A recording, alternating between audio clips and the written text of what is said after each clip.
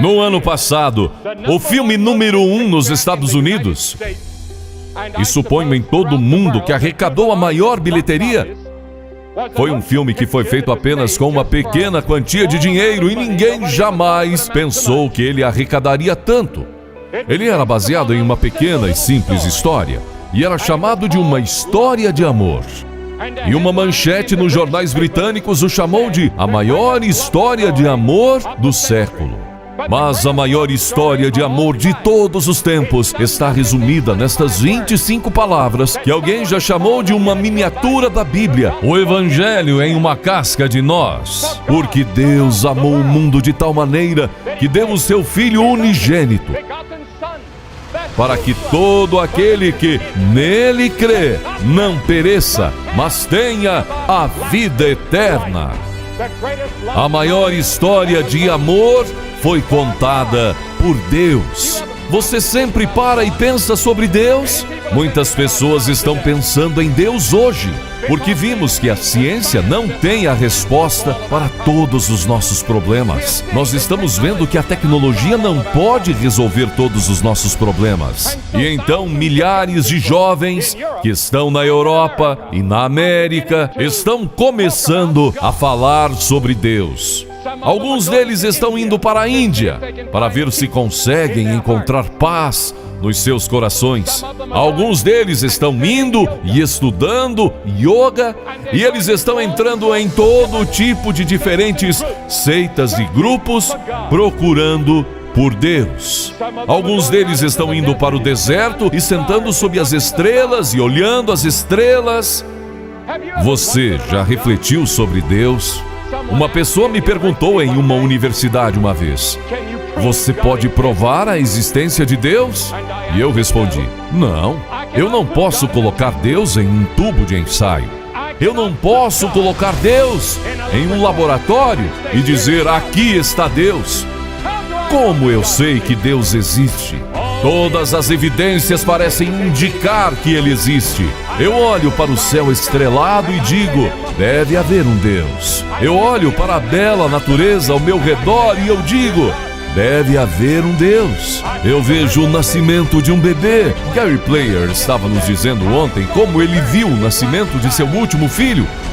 E ele disse: enquanto eu assistia, eu vi que tinha que haver um Deus. Mas há outra razão. No fundo do seu coração você tem uma consciência, e a sua consciência diz que deve haver um Deus. Algo lá dentro me diz que deve haver um Deus. E a Bíblia nos diz que este Deus é o Criador de todo o universo. Em Gênesis 1:1, no princípio, Deus criou o céu e a terra. Nessa passagem em Gênesis 1, não há explicação. Não há tentativa de provar Deus. Apenas diz: no princípio, Deus. Porque todo mundo acredita em Deus. Oh, mas você pode dizer: eu conheci alguns ateus. Você conheceu alguns ateus que não tiveram nenhum problema real ainda. Mas você encontra uma pessoa que afirma que é ateia e deixe alguém anunciar que ela tem uma doença terminal. Ela dirá: oh, meu Deus, me ajude. Ou ela entra em uma batalha, ou entra em uma situação difícil. Ela dirá: oh, meu Deus, me ajude. Sim, todos os homens sabem que deve haver um Deus. Ele é o Criador. Pela palavra do Senhor foram feitos os céus. Agora, a Bíblia nos diz que Deus é um espírito. Deus não tem um corpo como o seu. Se Deus tivesse um corpo como o seu, ele teria que estar em um lugar, em um tempo. Mas Deus não tem um corpo como o seu. Deus é um espírito. E Deus pode estar na África, Ele pode estar na Ásia, Ele pode estar na Europa, Ele pode estar na América, tudo ao mesmo tempo. Ele pode estar em um planeta, Ele pode estar na Lua ao mesmo tempo. Eu conversei com alguns astronautas que foram para a Lua e eles me disseram que sabiam, enquanto passeavam ao redor da Lua, que devia haver um Deus. Eu conversei com alguns prisioneiros de guerra do Vietnã apenas alguns dias antes desta viagem. Eu conversei com aqueles primeiros prisioneiros que voltaram para os Estados Unidos e eles me disseram que naquelas celas das prisões do Vietnã, por 5 anos, eles sabiam que havia um Deus. Deus é um espírito. A Bíblia nos diz que Deus é imutável, Ele nunca muda. A moda muda, todas as partes da nossa cultura e vida mudam, a tecnologia muda e vastas mudanças estão em andamento em todo o mundo. Mas Deus nunca muda. A Bíblia diz: eu sou o Senhor Deus, eu não mudo. A Bíblia diz que não há mudança nem sombra de variação em Deus. Deus não mudou em milhares de anos. Daqui 10.000 anos, 10.000 eras, Deus será o mesmo.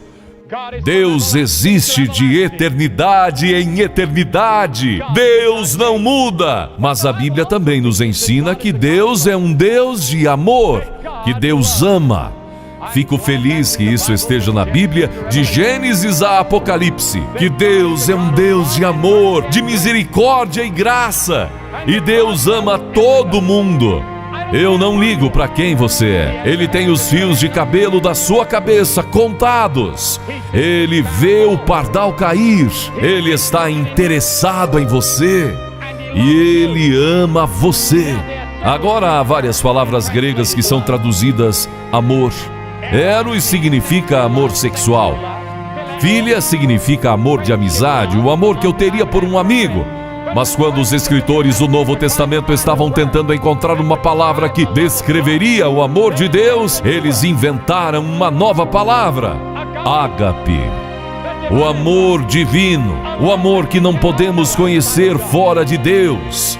Não há um amor que você possa pensar nos relacionamentos humanos comparável ao amor que Deus tem por você e que Deus tem por mim. Deus ama você. Você diz: mas Billy, eu não mereço tanto amor. Eu sou um pecador, eu quebrei a lei de Deus, eu falhei com Ele milhares de vezes. Eu sei. Esta é a beleza e a grandeza e a emoção do amor de Deus, que não importa o que você fez, Ele ama você, porque Deus amou o mundo negro, o mundo branco, o mundo amarelo, o mundo vermelho, o mundo rico, o mundo pobre, o mundo não estudado, o mundo estudado, e Ele ama todos nós igualmente. Deus ama você. Porque Deus amou o mundo de tal maneira que deu o seu Filho unigênito, para que todo aquele que nele crê não pereça, mas tenha vida eterna. O Evangelho nunca é pregado sem o trabalho e a operação do Espírito Santo. Você vê que tem uma pequena voz que tem falado com você enquanto eu estou falando? Essa é a voz do Espírito de Deus. E Deus tem convencido você do seu pecado, e Deus tem convencido você da sua necessidade de Jesus Cristo. Oh, eu sei que a maioria de vocês devem ser membros da igreja. Quando eu me voltei a Cristo, eu era um membro da igreja. Eu era o presidente da sociedade de jovens da minha igreja. Todo mundo achava que eu era um maravilhoso cristão. Mas no fundo do meu coração, eu não conhecia Jesus Cristo como Senhor e Salvador. Ele deu seu Filho. O que você tem que fazer? Você tem que fazer alguma coisa. O que é? Primeiro, você tem que se arrepender de seus pecados. Jesus disse: arrependam-se. O apóstolo Paulo disse: agora Deus comanda todos os homens de todo o lugar a se arrependerem. Deus o comanda a se arrepender.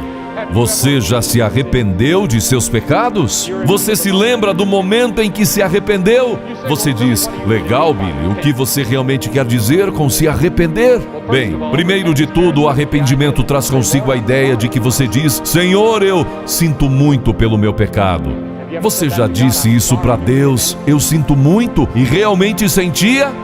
E então isso significa que você deve mudar, dar a volta. Você tem que parar de cometer seus pecados, mudar a sua maneira de viver. Velhas coisas ficam para trás e tudo se torna novo. Isso é arrependimento. Eu me arrependo dos meus pecados. Estou disposto a me afastar do meu pecado.